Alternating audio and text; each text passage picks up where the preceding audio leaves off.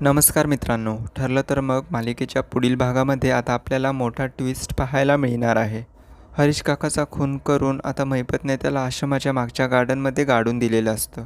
पण मात्र तो जिवंत आहे असं म्हणून तो एका माणसाला पैसे देतो आणि हरीश काकाच्या नावाने मेसेज करायला सांगतो.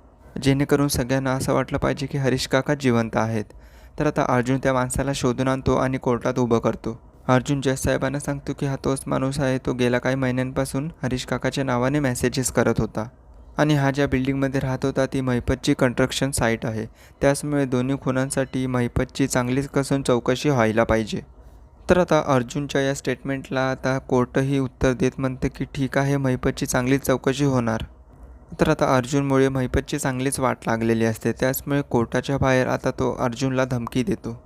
त्याचा हात आता अर्जुनच्या गळ्यापर्यंत पोहोचलेला असतो आणि महिपत म्हणतो की जर तू आता या केसमधून बाहेर नाही पडलास तर तुझाही हरीश काका करून टाकेल.